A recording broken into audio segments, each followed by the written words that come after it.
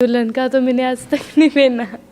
अभी आप जो फिल्म कर रहे हैं उनके डायरेक्टर हैं सनोज मिश्रा, तो उनको लेके कोई केस वेस भी हुआ है ना, कोई केस भी चल रहा है, उनके ऊपर कई तरह के आरोप भी लगे, इस पे आप क्या कहेंगे? सर बहुत से लोग तो ऐसे भी है जो बहुत गलत गलत वीडियो बना रहे हैं मेरे, और सारे फेक वीडियो है। और सनोज मिश्रा जी मुझे एक बेटी की तरह मानते और बेटी की नज़र से देखते।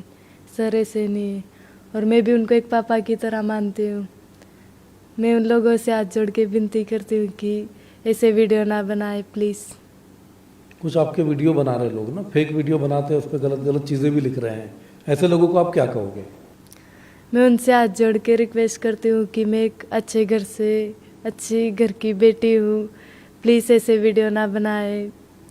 मुझे बहुत बुरा लगता है सर, मेरा जब मैं मोबाइल देखती हूँ तो रोने का मन करता है कि एक अच्छी लड़की को भी बेकार बना रहे। बहुत बुरा लगता है सर। अब आप पढ़ना लिखना भी सीख गए हो, तो उसमें जो कमेंट आएंगे वो भी लोग लिखते हैं, तो ऐसे लोगों को जो गलत कमेंट करते हैं उनको आप क्या बोलोगे? उनसे मैं हाथ जोड़ के विनती करती हूँ कि प्लीज़ ऐसे वीडियो ना डाले, ऐसे कमेंट ना बनाए। नमस्कार, मैं हूं सुधीर दीक्षित और आप देख रहे हैं न्यूज़ 18। न्यूज़ 18 के इस खास पॉडकास्ट में हमारे साथ एक फिल्म कलाकार मौजूद है। आप सोच रहे होंगे कि फिल्म कलाकार कौन है, तो उनका तारुफ कराएंगे हम, लेकिन आपको बताते कि हाल ही में जो कुंभ मेला हुआ था वहाँ पर उनकी आंखों की बहुत चर्चा थी, और कहते हैं कि आंखें बोलती हैं और कई ऐसे सवाल होते हैं जिनका जवाब सिर्फ आंखों से दिया जा सकता है। हमारे साथ मौजूद है मोनालिसा। मोनालिसा, बहुत बहुत स्वागत है आपका। बहुत आपकी चर्चा हुई कुंभ में, सबने देखा, देश भर में, दुनिया में देखा लोगों ने।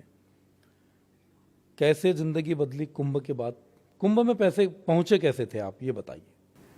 कुंभ में तो जब मैं महाकाल महाकाल आपने सुना होगा, महाकाल बाबा, वहाँ मेरी मम्मी और मैं माला रुद्राक्ष बेचने के लिए जाते थे काल भैरव में, कभी महाकाल में दुकान लगाने के लिए। तो मेरी मम्मी ने जब बोला कि महाकुंभ मेला आने वाला है, हम सब वहीं चल रहे, तो मेरे को उनके नाम से कुछ ऐसा महसूस हुआ कि ये प्रयागराज नाम से मुझे इतना घबराहट सा, डर सा क्यों लग रहा है, मेरे को ऐसा महसूस हुआ सर। फिर एक दो दिन बाद हम प्रयागराज गए। फिर अचानक से मैं वहाँ पहुँची। मेरे जैसे कि पापा की बहन, मेरी बुआ, उनकी लड़की थी, उनकी लड़की के साथ में मैं माला रुद्राक्ष बेचने के लिए गई। तो मुझे एक प्यारी गंगा मैया दिखी।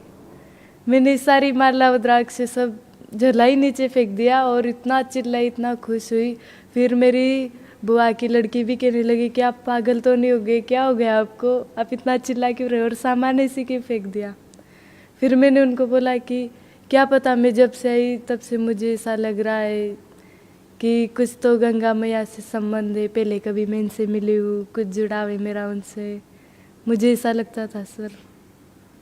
सुना कि आप जा नहीं रहे थे वहाँ पर ना, पहले कुंभ जाने के लिए तैयार नहीं हो रहे थे जब मम्मी पापा ने बोला था। हाँ, मैं नहीं जा रही थी वहाँ सर। क्यों नहीं जा रहे थे? क्या पता, मुझे उनके नाम, मुझे ऐसा लगा कि बहुत डेंजर होगा। जैसे कि मैं पहले जब बचपन में छोटी थी ना, शंकर भगवान का हमारे घर में बहुत बड़ा फोटो था, उनसे मैं बचपन में बहुत ज़्यादा डरती थी। हाँ, कि कहीं ये मेरे पास में नहीं आ जाए, मुझे बहुत ज़्यादा डर लगता था। फिर मैंने जब प्रयागराज का नाम सुना तो मुझे ज़्यादा ही डर लगने लगा, और मैंने बोला कि नहीं, मैं दादा के साथ में घर ही रह जाऊँगी, मम्मी मैं नहीं जाऊँगी। तो मेरी मम्मी ने बोला कि बेटा आप वहाँ चल के तो देखो, बहुत अच्छी जगह है, हम पहले गए हुए। फिर जब मेरी मम्मी मुझे वहाँ लेके गई, मुझे गंगा मैया दिखी तो मैं एकदम से चिल्लाने लगी, मैंने माला रुद्राक्ष वगैरह सब फेंक दी। तो उसके पहले बता रहे कि जब आप जाने वाले थे प्रयागराज में, तो उसके पहले सांप ने काट लिया था। हाँ, सांप ने काट लिया था। नहीं, वो तो बहुत दिन की बात है सर। सांप ने काट लिया था तो मुझे खरगोन में भर्ती किया था। मम्मी पापा ने उधार 3 लाख रुपए लिए थे, किसी से कर्जा लिया था, और मुझे भर्ती किया था। मेरे मम्मी पापा सो नहीं रहे थे, इतना रो रहे थे, इतना टेंशन। फिर भी मैंने डॉक्टर को बोला था कि मेरे शरीर में जहर तो फैल गया था, लेकिन मैंने झूठ बोल दिया था कि मेरे मम्मी पापा खाना नहीं खाएंगे। सर, मैं आपसे हाथ जोड़ के विनती करती हूँ कि मेरे मम्मी पापा को ऐसे कह देना कि आपकी लड़की ठीक है। तो डॉक्टर ने भी मना कर दिया था, वो डर गए थे कि कुछ हो जाएगा आपको, तो हम क्या जवाब। उनने भी मना कर दिया था कि मैं क्यों ऐसा बोलूँ। फिर मैंने उनको बहुत रिक्वेस्ट की उनसे कि आप किसी एक को बोल देना कि हाँ उनके शरीर में जहर तो है, लेकिन मेरे पापा को ऐसे कह देना, मम्मी पापा को, कि वो अच्छी है अभी। फिर उसने बताया जब भी मेरे मम्मी पापा थोड़े बहुत अच्छे हुए। जैसे कि कहते हैं कि आप घर में शिव भगवान की फोटो लगी हुई थी, उनके भी गले में एक नाग लिपटा होता है। मुझे बहुत डर लगता है सर। कभी कभी मेरे मोबाइल में अचानक से आ जाता है ना बिलोट बाबा, तो मैं मोबाइल अचानक से ही दूर फेंक देती हूँ। मेरा मोबाइल उनकी वजह से फूट गया। डर लगता है सांप को देख। मुझे बहुत डर लगता है सर, बहुत ज़्यादा। जब आप वहाँ पर जा रहे थे तो बचपन में भी तो आपके ऊपर स्कूल नहीं गए आपके? स्कूल तो सर मैं जाती, लेकिन छोटे छोटे बहन भाई थे। मम्मी पापा राजस्थान गुजरात में मालव द्राक्ष बेचने चले जाते थे। ऐसा तो मुझे भी स्कूल में रखा था, लेकिन मैंने सोचा कि अगर मैं स्कूल जाऊँगी तो मेरे बहन भाई को कौन संभालेगा, घर कौन संभालेगा, खाना कौन बनाएगा। इसकी वजह से मैंने मेरी स्कूल छोड़ी और मेरे भाइयों को पढ़ाया और घर मैंने संभाला। कितने साल की उम्र से आपने संभाला इनको? बचपन से ही सर, बहुत छोटी थी मैं। जब से मुझे खाना वाना सब बनाना आ जाता है, रोटी सब्जी सब। क्या अच्छा बनाते हो आप? आप जो बोलोगे मैं अच्छा बना दूँ। वेज नॉन वेज सब बना लेते हो? सब बना लेती हूँ। घर वालों को, पापा को कौन सी सब्जी पसंद है आपके हाथ की? पापा को तो ज़्यादा हरी मिर्ची बहुत खाते हो, उनको तीखाई बहुत पसंद है सर। हाँ, कभी बोलते हैं कि मोनालिसा ये चीज़ बना के खिलाओ तो अच्छा बना देती हो आप? बना देती हूँ। मेरे मम्मी पापा है, उनको वो उतनी दूर जाते। कभी कभी जब हमारे में जितने सारे हमारे जो मोहल्ले वाले हैं ना, जो कभी 3 साल की लड़की, 3 साल 2 साल 1 साल के बच्चों को लेके इतनी ठंडी के मौसम में, गर्मी के मौसम में बहुत बहुत दूर मालव द्राक्ष बेचने के लिए जाते, तो मुझे बहुत अफसोस होता है सर। तो अभी जब से आप गए थे वहाँ पर प्रयागराज कुंभ में गए, वहाँ से आपकी फ़ोटो वायरल हुई, वीडियो वायरल हुई और अब आप पिक्चर भी कर रहे हो, तो कितना बदल गई वो मोनालिसा जो कुंभ में गई थी, वो मोनालिसा, और अभी मेरे सामने जो मोनालिसा बैठी वो कितना बदलाव जीवन में आया? अभी मुझे थोड़ा थोड़ा, मैं अभी पढ़ना भी सीख गई हूँ हिंदी, और जितना कुछ सीखी उतना मैं मेरी छोटी बहन और पापा को भी सिखा रही। अच्छा, वो लोग भी पढ़ रहे हैं साथ में?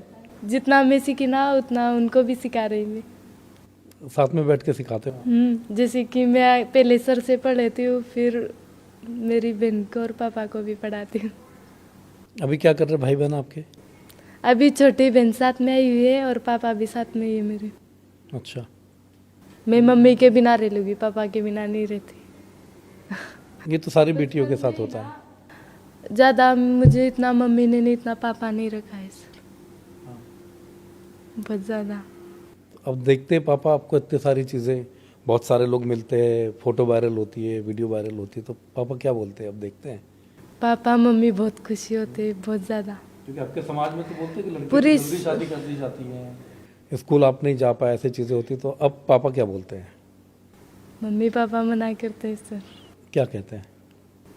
वो अभी मना कर, मैं ही मना करती कि मुझे शादी नहीं, मम्मी पापा भी मना करते। और मेरे मम्मी पापा ने मुझे पहले, जब मैं वायरल नहीं थी ना, उसके पहले ही कह दिया था कि जब आप कहोगे तभी शादी होगी। तो मैं भी उनको कहती थी कि मैं तो कभी नहीं आ करूँगी। मैं उनको ऐसा कहती थी। तो ऐसा क्यों?